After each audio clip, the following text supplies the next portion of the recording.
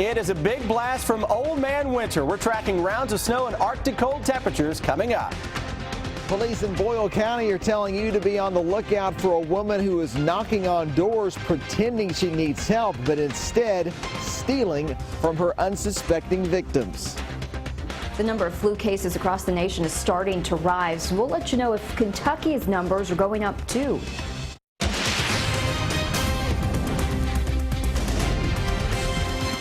WKYT News starts now with First Alert Weather. Good evening. We are in for a very wintry week. The snow and cold are making a comeback. Yeah, we saw some heavy snow today, and just a short time ago here in Lexington, we actually saw blinding snow. Today is a First Alert Severe Weather Day here at WKYT. We begin with Chief Meteorologist Chris Bailey, who's tracking that snow for us. Yeah, coming at us in waves, guys. It's one of those patterns where you get those blinding snows, then you get a few hours of flurries, then you get another little blinding snow squall to come on into town. We're firing up our winter weather cams from across the entire region. We're white in Lexington, getting white in Frankfort and Florence, and you can see how the roads here are showing up wet, but that isn't necessarily a good thing. What will happen as we go through the evening with those temperatures dropping below freezing through the 20s, maybe even upper teens, that'll ice up any of those untreated roadways. Then we'll throw some snow down on top of that, and roads will become slick and hazardous as the evening wears on. Winter weather advisory is in effect through tomorrow and into early Wednesday for much of the area. Those rounds of snow, again, coming at us across parts of central Kentucky. That little blinding snow squall we had earlier right on top of the Winchester, Mount Sterling area. A break on the east side of town, but the snow's beginning to pick back up. Fayette Mall over toward Keeneland, Bluegrass Airport. A little break in the action across the BG Parkway. Let's head southward, shall we? Berea, Mount Vernon, London, the East Bernstadt area. Folks are reporting a whitened ground in those areas, and additional rounds of snow showers and squalls are coming on in from northwest to southeast. So we are stuck in this pattern for the next couple of days. Then Arctic air gets into the mix as well. And if that's not enough, guys, I'm watching the weekend and a couple of potential snowmakers lurking for all the lovers out there for Valentine's Day. We'll break down that busy forecast when I come back in a little under 15 minutes. All right, Chris, we'll see you then. And like Chris just mentioned, we saw some heavy snow bursts this morning, but it melted just as quickly as it fell. The Boyle County area there, they saw some salt trucks out on the roads. Luckily, the temperatures were not cold enough for the snow to stick to the roads. I think it's a mess. It wasn't doing this when I went in the store. But I drive slow. If I have to, I put it in four-wheel drive. No serious crashes were reported in Boyle County today because of the weather. We have also received some of your snow pictures today. Check out this picture from Judy Hicks in London. She took it about noon of large snowflakes. And here's a picture from Terry Sadler. She took this one of the snow falling earlier today in Richmond. Darlene Barnett took this picture of snow covering the ground in Mercer County, quite a bit there along Highway 1160. She says it took only about 20 minutes for the snow to cover the ground. Remember, you can keep up with the latest forecast and radar on WKYT.com and the WKYT News app.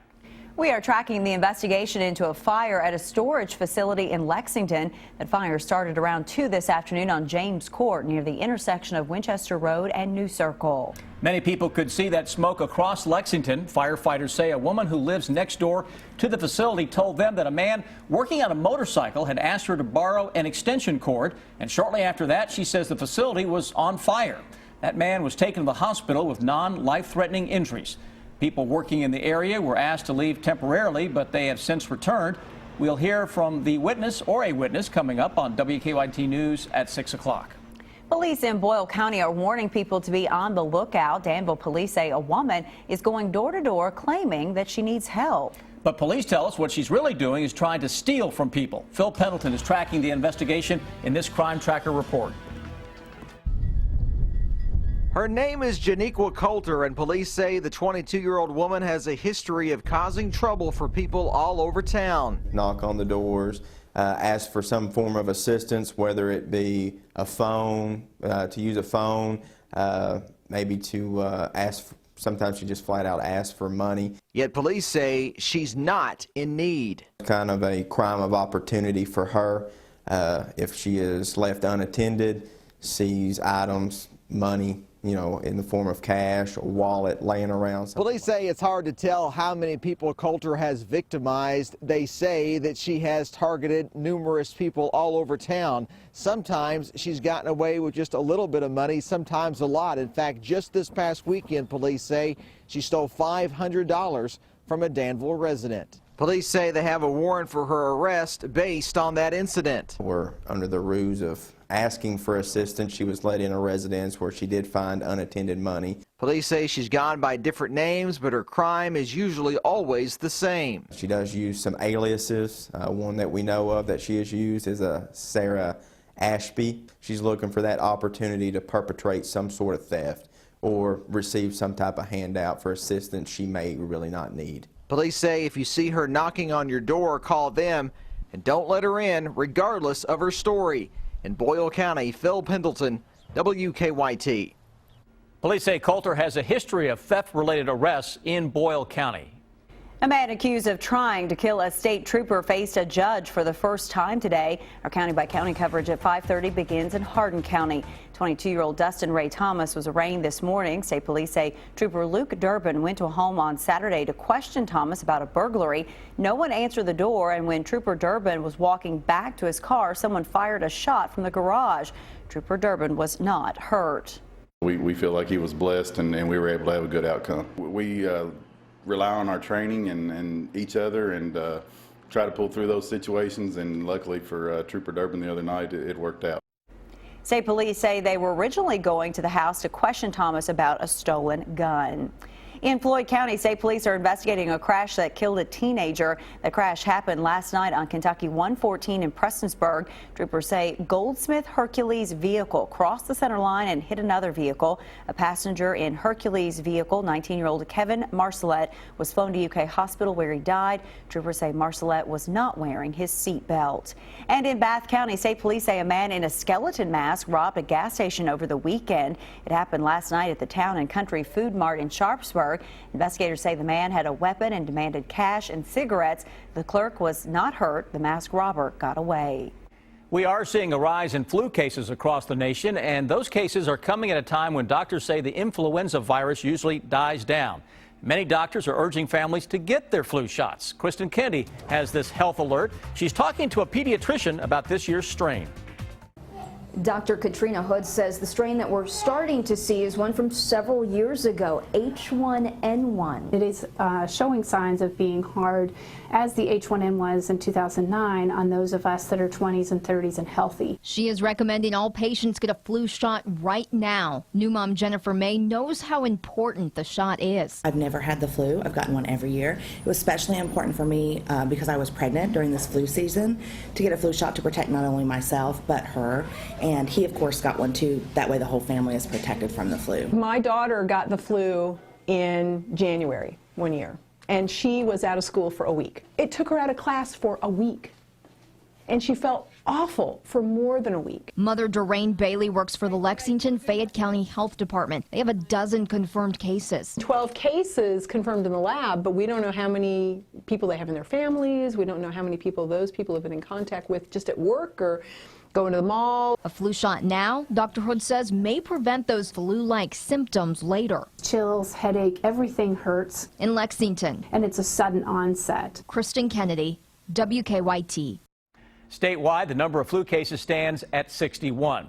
And doctors at UK also met today to discuss the Zika virus outbreak. The virus can be acquired from a mosquito bite. Doctors say Kentuckians traveling to areas of the world affected by the Zika virus should take steps to protect themselves, and that includes anyone considering trips to the Caribbean for spring vacations. Yeah, I think they just need to be aware of what's going on and keep up to date with the newest recommendations. Specifically, again, the real concern here is with pregnant women and the potential for microcephaly.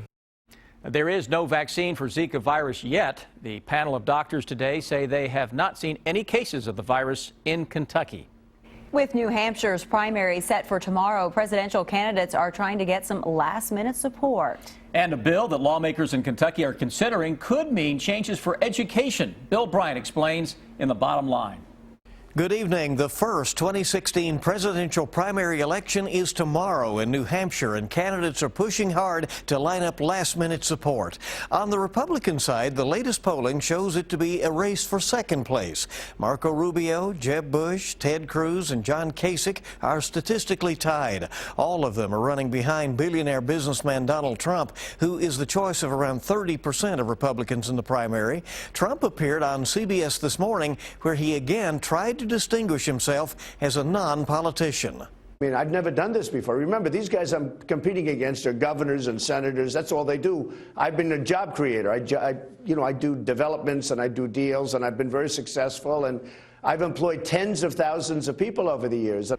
There was a softer moment for Trump when CBS host Gayle King expressed her admiration for his children. The two remaining Democrats are battling out in New Hampshire. Senator Bernie Sanders, who is from neighboring Vermont, has had an advantage in the polling for weeks. But polls just ahead of tomorrow's primary are showing former Secretary of State Hillary Clinton is gaining ground. And her husband, former President Bill Clinton, took to the stump in New Hampshire and called attacks on his wife sexist.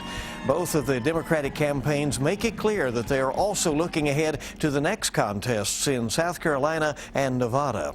In Frankfurt, a sweeping education bill under consideration that would make some major changes. The Courier-Journal reports it would delete requirements for social studies testing, leaving that up to local schools. So-called program reviews, where schools do a self-evaluation, would be done away with. And the bill, sponsored by Republican Mike Wilson of Bowling Green, would again make teacher evaluations a local responsibility. 4 special legislative elections in Kentucky are a month from today. Candidates are stepping up their efforts for support. In central Kentucky, there will be races March 8th to replace Ryan Quarles from Scott County, who became Ag Commissioner, and Mike Harmon, who was elected State Auditor from Danville. They're both Republicans. Bill Bryant, WKYT. New tonight, teachers and parents at Central Kentucky High School have approved a major change in the school's dress code. Students at Anderson County High School will now be allowed to wear some clothing that was once banned. Pajama, yoga, and stretch pants are considered acceptable. The principal says the council wanted to make the dress code more casual, but not all parents like the changes. I don't think a child should roll out of bed and go to school in their pajamas. You know, sweatpants, that's fine, but not pajamas. We are told the changes received no objections from council members during their meeting.